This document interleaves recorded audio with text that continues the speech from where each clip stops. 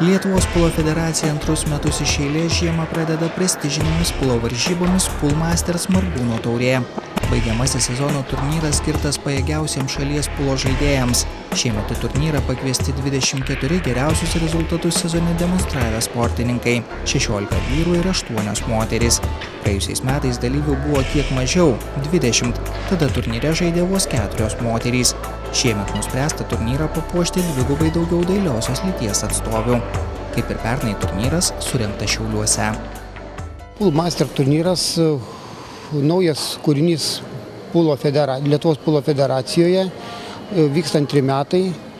Jame dalyvauja 16 geriausiai pasirodžiusių metų bėgyje sportininkų, kurie reitinge vyrai užima pirmas 16 vietų, o merginų tarpe pirmas 8 vietos. Šitas turnyras vyksta jau antrus metus. Kodėl vyksta būtent Šiauliuose? Mes pirmieji suorganizavimo etape. Turnyras buvo pravestas gan sklandžiai. Stengiamės nešti vis kažko tai naujo. Todėl šiemet vėl buvo pasirinkti Šiauliai. Pagrindiniai sportininkai atvažiavo, buvo 2, kurie iš 16 negalėjo, jų vietą užėmė sekantis pagal reitingą esantys sportininkai. Reitingą sudaro 8 pulo etapai, 4 čempionatai, kadangi pulas turi 4 disciplinas ir 4 komercinės varžybos. Metų pradžioje pas mus taip yra priimta, kad vyksta čempionatai, kurie yra reitingė daug sunkesni, duoda daug daugiau taškų. Ir nuo pat metų pradžios labai sėkmingai startavo dabartinis reitingo lyderis Marius Šiautkulis, kuris tiesiog iš eilės laimėjo 3 čempionatus ir atrodė, kad niekas net jam nieko negali padaryti. Tačiau, kaip ir visuomet būna sporte, iki metų pabaigos jam pradėjo ant kulnų lipti jaunasis Domas Mineikis, kuris ir pernai buvo antras ir jų ta kova jau tęsiasi ne vieni metai. Tačiau Domui neužteko iki galo pavyti. Na, o pas merginas mes turim tokią staigmeną. Iki šiol labai sėkmingai reitingė pasirodydavo kaunietės Agnė Jarušauskaitė ir Alberta Šimkevičiūtė. Tačiau čia gavosi, kad 2 bėga, 3 laimė. Simona Milišauskaitė iš Vilniaus sugebėjo jas abidvi aplenkti pačiam metų gale ir pateikė tokį įdomią staigmeną. Dėl aukštesnių vietų reitingė Lietuvos pulo žaidėjai kovojo visus metus. Paskutinis reitinginis etapas įvyko lapkričio viduryje Kaune. Čia sprendėsi, kaip atrodys galutinė šių metų reitingo lentelė. Pajėgesni žaidėjai jau anksčiau buvo užsitikrinę aukštas pozicijas. Tuo tarpu dėl likusių vietų Pool Masters Margūno taurės turnyre užvirė rimta kova. Varžybose Kaune iš viso dalyvavo net 78 pulo žaidėjai. Pool Masters turnyras tam buvo ir sugalvotas, kad truputėlį paskatinti patį reitingo, ne tik pirmasis vietas, bet ir patį reitingo vidurį. Tai vyrų čia kvalifikavosi 16, buvo maždaug aiškios kokios 12 vietų, o tos paskutinės 4 buvo dar neaiškios ir paskutinį Pulas 9 čempionate buvo kokie 7-8 sportininkai, kurie labai nirtingai kovojo. Ir ten iki pat galo nebuvo aišku, kas galų gale pateks. Tai kad iš tikrųjų buvo labai įdomu. Paskutinį kelialapį į baigiamąjį metų turnyrą išplėšė vilnietis Saulius Vaitukaitis, aplenkęs Marių Ganusauską, Lauryną Kalnutį ir 10 kitų varžovų. Tiesa, Kalnučiui ir Ganusauskui pasisekė, netvykus 2 aukštesnį reitingą turėjusiems žaidėjams jie stojo į kovą.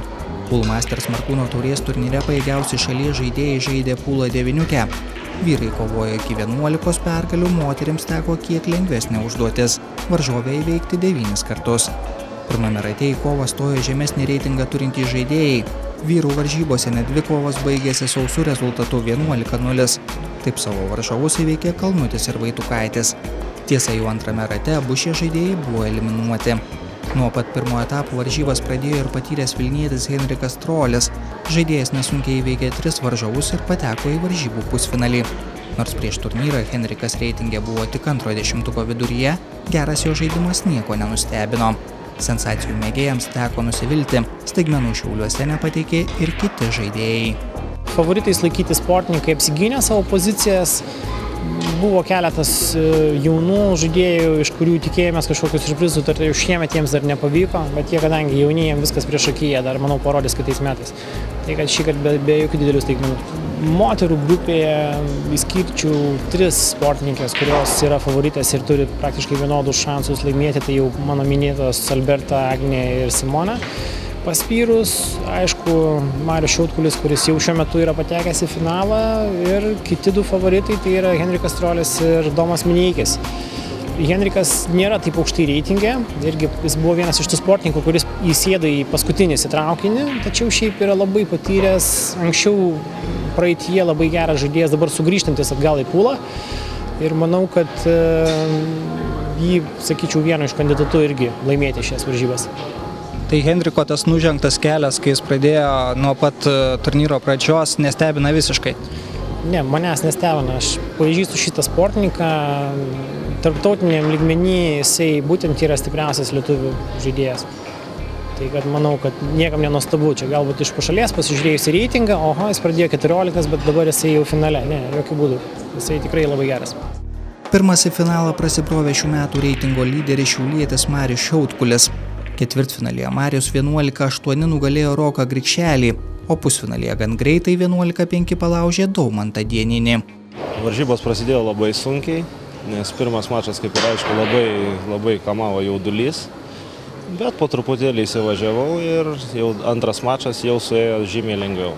Kas buvo, kas nesisekė? Negalima sakyti, kad nesisekė, paprasčiausiai jaudulys buvo per didelis, rankos drebėjo ir šiek tiek dariau per daug klaidų, negu kad galima. Ar varžovai buvo pažįstami iki tol?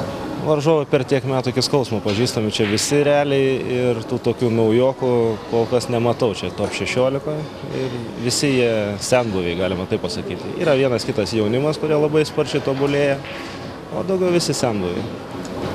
Ką tikėsi pamatyti finale, su kuo teks kautis? Abudu varžovai labai stiprus. Domas yra jaunimas, jaunas žmogus, kuris labai daug treniruojasi ir pakankamai stiprus jo buvo šie metai. O Henrikas Strolis, kaip aš vadinu, senas vilkas, kuris daug metų, dar netgi daugiau negu aš lošia ir paprasčiausiai mažai dalyvauja turnyruose, dėl to jo reitingas yra prastesnis. Bet jeigu jis dalyvautų, tai jisai tikrai būtų top 3 ar netgi top 1. Taip kad jų šansai realiai labai lygus yra. Kuris varžovas nepalankesnis pačiam? Nematau didelio skirtumo, nes ir su vienu ir su kitu esu labai daug kartų lošęs.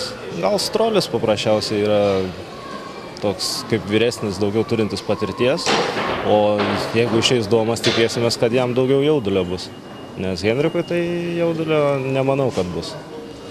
Žais savo žaidimą ir tiek. Jau tada, kas bus stipresnis, kas mažiau jaudinsis, tas ir laimės. Tikslas tik vienas, pirma vieta? Kaip visada, tik tai pirma vieta. Šiautkulio varžovas paaiškėjo mače, kuriame lazdas surėmė Henrikas Strolis ir antrą reitingo poziciją užimantis vilnietis Domas Mineikis. 19-metis Mineikis yra jaunosios kartos atstovas, tačiau jau ne pirmus metus jis demonstruoja solidžius rezultatus. Ši pusfinalio dvikova buvo ypač įtempta, varžovai dažnai klydo. Ilgą laiką pirmavo Strolis. Rezultatui esant 10:8 Strolio naudai atrodė, kad nugalėtojas jau aiškus, bet iniciatyvą turėjęs vilnietis padarė klaidą.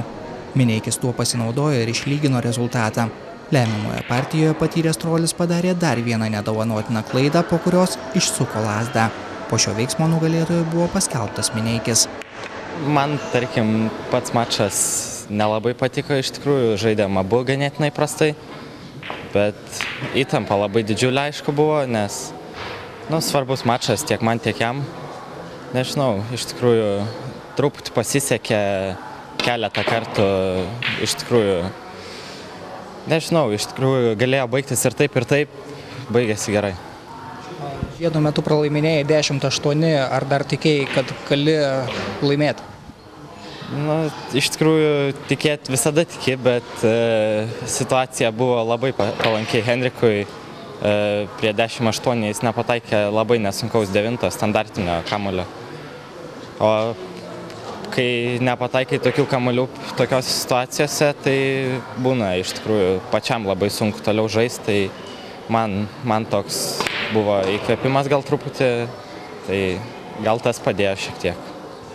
Tai faktiškai nervinė įtampa galėjo sutrukdyti, ar ne varžovui?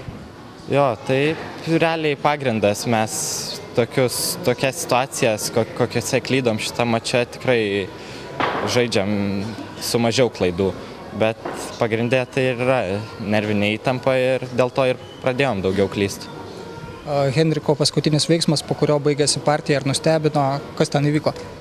Įvyko taip, kad Henrikas išsuko savo lazdas, o reglamente turim parašyta, kad jeigu išsisuki lazdas, reiškia pasiduodi.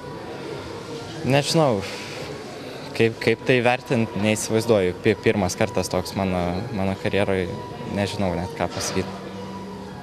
Po tokio sunkaus pusfinalio, ar lengva bus finale, ar sunku, kaip dabar susikaupti? Net nežinau, žinokit. Labai svarbi bus finalo pradžia, realiai, kas paims tą iniciatyvą į savo rankas.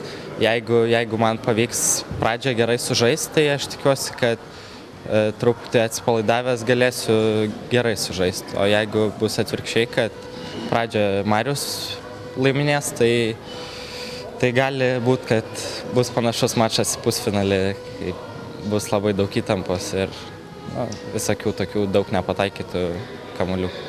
Ar varžovas gerai pažįstamas ir ar parankus tau? Jo, ganėtinai gerai pažįstamas, ne kartą esam žaidę Lietuvos turnyruose. Ar parankus, nežinau, iš tikrųjų panašaus gal lygio. Paskutinis susitikimas baigęs mano naudai, tai tikėkime ir šis tai baigs. Netrukus galėsite pamatyti finalinę šių varžybų dvikovą, bet prieš tai pasižiūrėkime, kaip sekėsi moterims. Moterų varžybose staigmenų taip pat išvengta. Pusfinalyje susikovojo pirmas 4 vietas reitinge užimančios žaidėjos. Vilnietė Simona Milišauskaitė, Kauno atstovės Agnė Jurašauskaitė ir Alberta Šimkevičiūtė bei šiaulietė Eglė Šiautkulienė. Pastaroji rezultatu 6-9 nusileido reitingo lyderiai Milišauskaitei. Kauniečių akistatoje pranašesnė buvo praėjusių metų Poolmasters Markūno taurės laimėtoja Alberta Šimkevičiūtė. Finalinėje dvikovoje Alberta nuo pat pradžių įsiveržė į priekį ir nors vienu metu leido varžovai prisivyti, vėliau vėl perėmė iniciatyvą ir šventė pergalę rezultatu 9-4. Sunku nebuvo. Kažkaip panašiai tikėjausi, kadangi buvo bent jau reglamentas ir visos kovos paskelbtos iš anksto, iš vakaro, tai jau galėjau numatyti, su kuo teks kovoti, kaip reikės pasiruošti tiek fiziškai, tiek morališkai ir negaliu pasakyti, kad buvo sunkios varžybos. Kuri kova buvo sunkiausia? Sunkiausias, kaip visada, tikriausiai būna finalas, tenka pripažinti. Pradžia liktai tokia kaip ir atkakli buvo, bet paskui labai persisvėrė. Pradžia galbūt nebuvo, buvo labai sunku susikaupti, dėl to, kad buvau ką tik baigus savo prieš tai kovą ir kai reikia iškart persiorientuoti ir žaisti, norisi kažkokiu tai, nežinau, bent jau 10 minučių atokvėpio, ko nelabai turėjau. Tai tokia pradžia gal buvo nelabai vykus, bet paskui kažkaip vis tiek įsivažiavau ir parodžiau, kaip sugebu žaisti, galbūt pavadinkime. Varžovė finale pateikė kažkokių staigmenų? Manau, kad varžovė tikrai yra stipresnė, negu kad jinai sužaidė finalą. Gal dėl kažkokių irgi asmeninių priežasčių tikrai neparodė viską, ką sugeba. Antri metai iš eilės nugalėtojas vardas, ar taip pat smagu laimėti?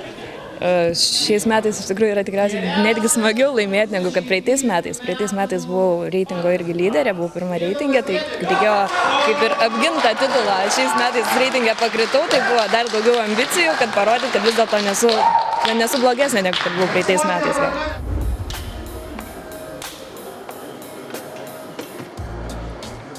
Taigi prieš jūsų akis finalo dalyviai, aš sporto žurnalistas Saulenis Pociūnas ir Lietuvos pūlo federacijos prezidentas Tomas Brikmanis padėsime jums stebėti geriausių dviejų, galima sakyti drąsiai ir pagrįstai taip, pūlo meistrų dvikova Markūno taurės finale.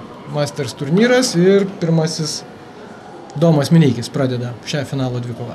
Jaunas, perspektyvus, kylanti, būsima žvaigždė, galima teikti taip? Taip, Saulenį, manau, kad teisingai pavadinai stipriausių pūlo sportininkų finalą. Iš tikrųjų, šitie sportininkai metų bėgyje įrodė, kad yra patys stipriausi. Marius pradėjo ir baigė metus pirmoje vietoje, Domas pradėjo metus ir baigė antroje vietoje. Tarp jų vyksta gan įtempta kova. Domui niekaip nepavyksta nugalėti reitingę Mariaus, bet manau, kad jie būtų deda didelės pastangas, kad tai padaryti. Bet sezone buvo varžybų, kur būtent, negaliu sakyti, kad Fortuna labiau Domui šypsojusi ar Mariui tą dieną nesisekė, bet Domas yra Mariui įveikęs, ne vienose varžybose. O taip, tikrai, jų tarpusavio dvikovos tikrai nepasibaigė visą laiką Mariaus pergalę. Būna varžybų, kur Domas yra laimėjęs kelius čempionatus, Marius iškritęs kažkur tai pakeliui, vidury varžybų.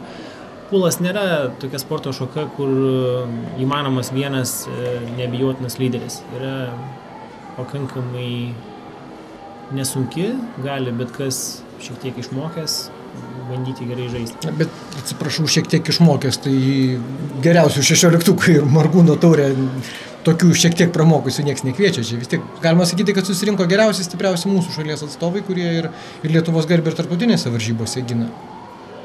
Taip, tikrai. Ir dar kokie 10 liko už ribos, kurių mes nepakvietėm, nes jų reitingas buvo per žemas, nors aš manau, jie tikrai labai norėjo ir dėjo visas pastangas papulti. Tai kad jau patekti bent jau vyrų grupėje į 16 reikia būti tikrai daugiau nei vidutinių sportininkų. Domas Mineikis tikliais smūgiais pradeda finalo susitikimą. Iki 11 laimėtų partijų žaidžiamas finalas.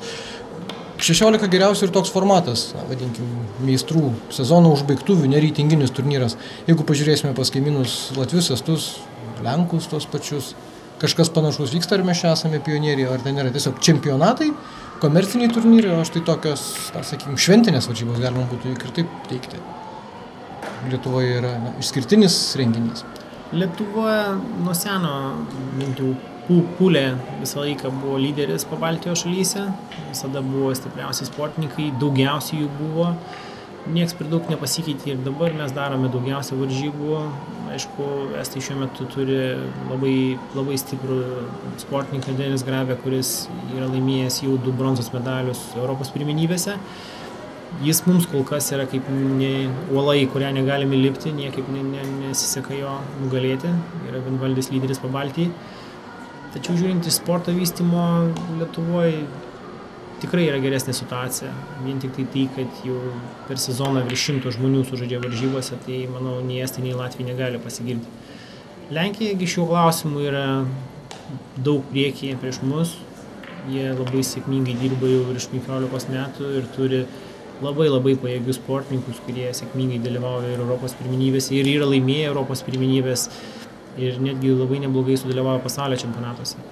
Bet turint omeny jų galimybės, jų šalies dydį, tai tikrai nestebina tokie dalykai. Ir kito Lenkijoje kaip tik įvyko pasaulio Pool Masters varžybos. Tai toksai išskirtinis atvejis, kad Rytų Europoje būtų surinktos tokios varžybos. Tai jas buvo pakviestos 16 geriausių, bet vėlgi ten gan subjektyvus atrinkimas buvo, kadangi tas renginys yra daromas televizijos, tai yra Matchroom Sport kanalo, tai jie savo nuožiūrą kviečia kažkokias žvaigždės, kurios jiems yra įdomios. Ir varžybų prizinis fondas yra $66 000. Kaip nebūtų keista, Lenkijos sportininkai pateko į finalą ir pasiėmė pirmas 2 vietas. Man buvo tai didelė staigmena, bet aš pilnai suprantu, kad jų techninis lygis leidžia tą padaryti. Na, čia dėl prizinio fondo nepaslaptis, Margūno taurės varžybose, ko gero, solidžiausia prizinį fondą siūlantis turnyras Lietuvoje. Pirmą tašką pelno Marius Šiautkulis, įsiverždamas į priekį 1-0 prieš vilnietį Domą Mineikį. Vilnius, Šiauliai, galbūt Kaunas, kurį miestą galima būtų vadinti Lietuvos pūlo sostinė.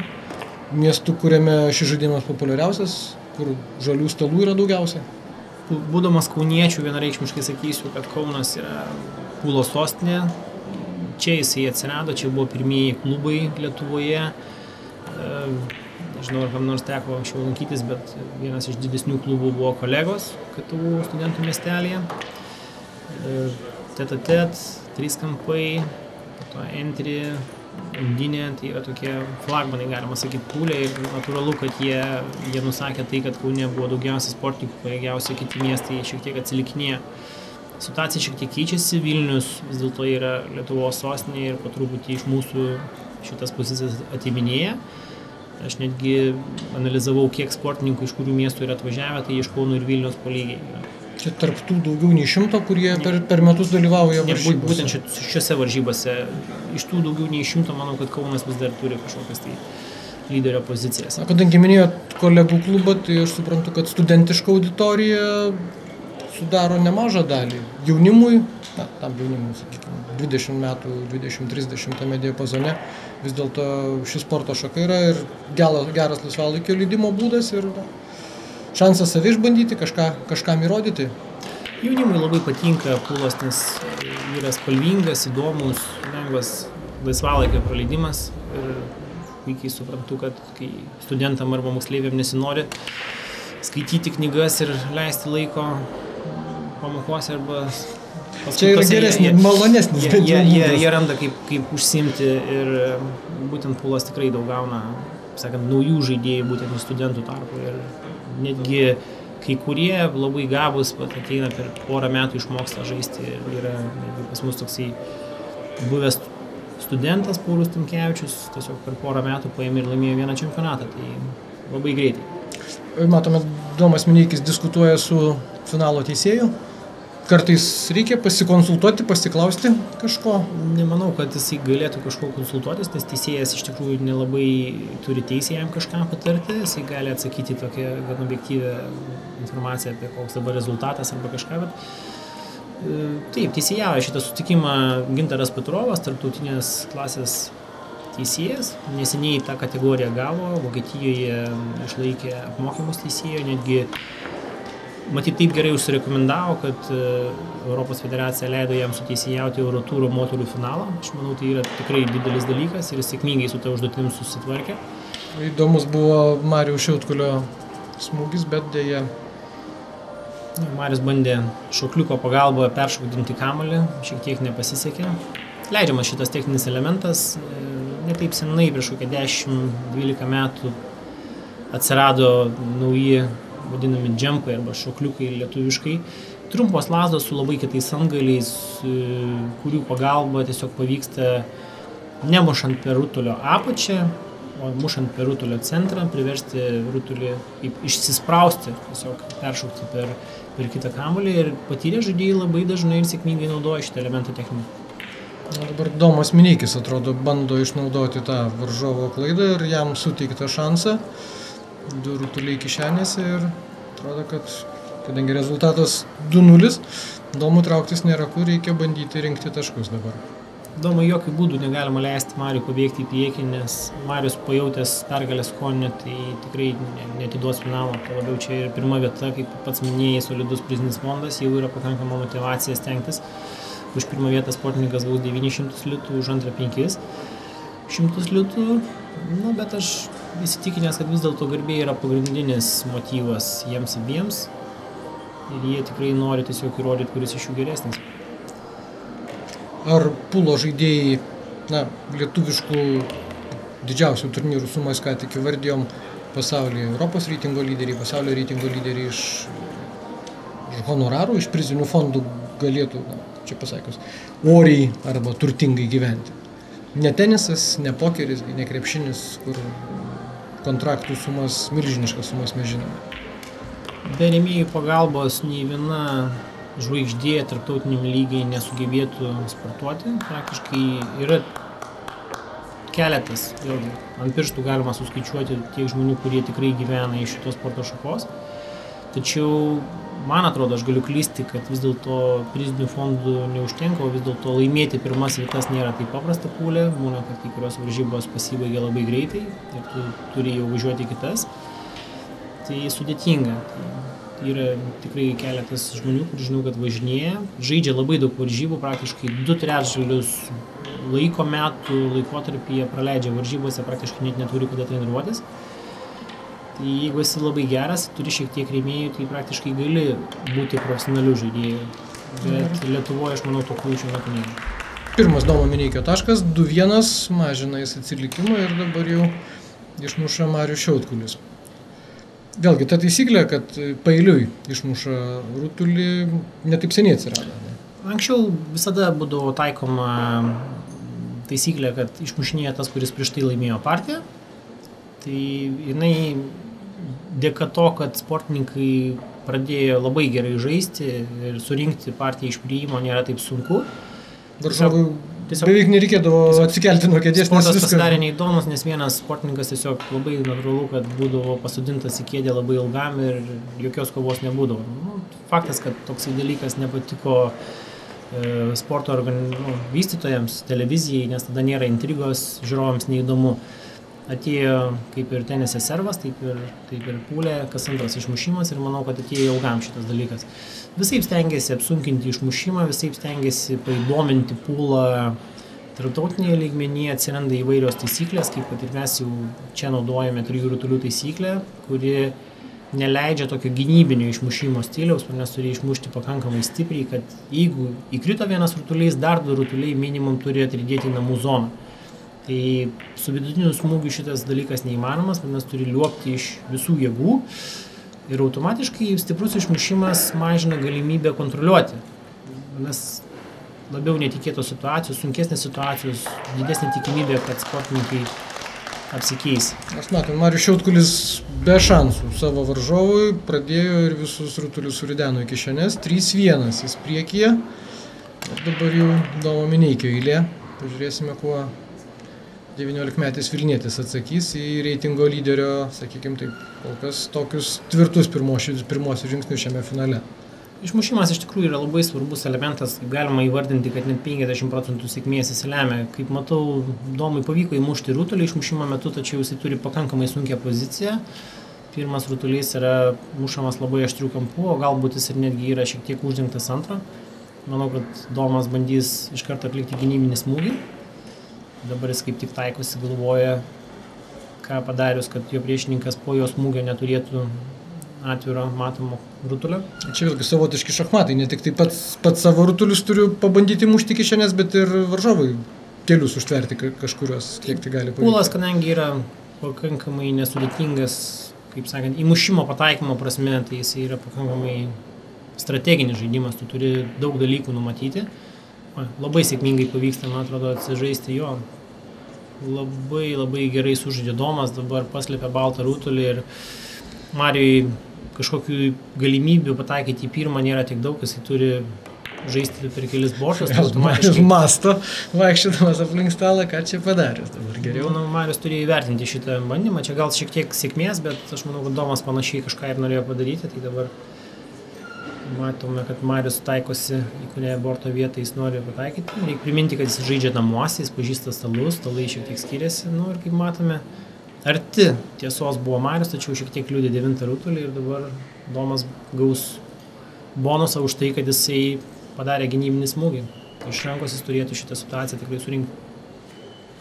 Šiaip pulas yra toks žaidimas, jeigu yra atvira situacija, nėra kažkokių sulipusių rutulių ar pasislėpusių, tai sportininkai turi nuvalyti stalą.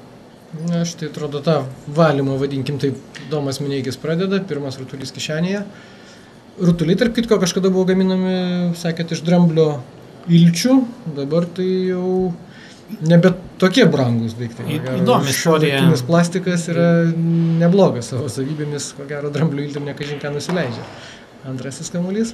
Jeigu drambliai kažkada būtų išnykę, tai galėtume kaltinti biliardą dėl šito, dėl to, kad anksčiau rutuliai būtent biliardo buvo gaminami iš dramblio kaulo ilčių. Ir nedaug iš to vieno ilties galėjai pagaminti rutuliukų, nes pagal diametrą kokie 2-3 rutuliai gaudavosi, vadinasi, taip industriniam amžiui atėjus, biliardas populiarėjo, poreikis didėjo. Viena kompanija įsteigė prieš 150 metų $10 000 prizą tam, kas suras geriausią pakaitinę medžiagą dramblio kaului. Tai būtent biliardo rutulių gamintojas. Tais laikais $10 000 skyrė. Buvo labai daug. Tai tais laikais, tai aš manau, prilyksta gal kokiam milijonui dabar. Tai taip atsirado plastikas ir dėka to dramblio kaulo iltis pakeitė plastikas. Matėme, Domas Mineikis neišnaudojo, galima sakyti, 100% galimybės ir dabar jau jo klaida panašu, kad Marijus Šiautkulis išnaudos tai su kaupu. Dar vienas rutulys kišenėje ir reitingo lyderis 7 rutulį ridena. Arti dar vieno laimėto taško. Jau atrodė, kad intriga grįš ir rezultatas galėjo būti tikrai kitoks. Domas tikrai turėtų save kaltinti už šitą klaidą, nes viskas atrodė jau jo rankose, jis turėjo pasimti šitą partiją, tačiau matyt... Gal gali fizinis nuovargis, nuo ryto iki sunkus prieš tai buvęs pusfinalis šiek tiek duoda savo ir galbūt tai, kad vis dėlto pirmą kartą Lietuvos polo federacijos istorijoje varžybos yra filmuojamas televizijos, tai duoda tam tikrą jaudulį. Puikus smūgis ir dabar jau 4-1. Marijus Šiautkulis tvirtina, sakykime taip, savo pozicijas ir dabar jis pradeda kovą dėl dar vieno taško. Matosi, kad Marius nesistengia išmušinėti labai stipriai, jisai kaip tik stengiasi išmušti vidutinišką jėgą tam, kad išmušimas būtų legalus, tačiau kad jisai galėtų sukontroliuoti baltą. Matome, situacija yra iš tikrųjų nesudėtinga. Mato pirmą rutulį. Centrinė. Kišenė krenta pirmas rutulys.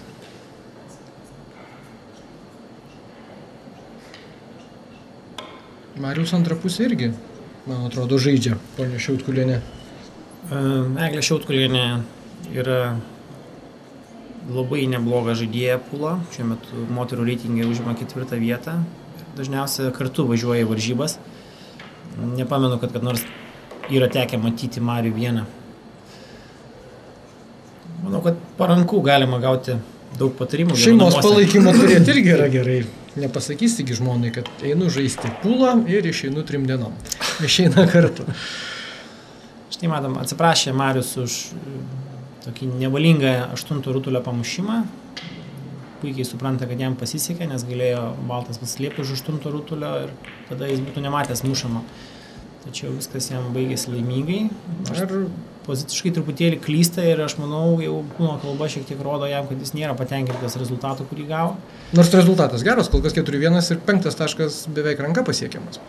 Ja, bet šiek tiek sunkesnis kamuolys ir sportininkai dažniausiai stengiasi nerizikuoti ir nedaryti šou, jie stengiasi laimėti paprastai, be ypatingų, įspūdingų elementų. Nors Marius tikrai gali parodyti ne vieną trikšotą ir ne vieną įspūdingą smūgį, tačiau sporte to stengiasi nedaryti.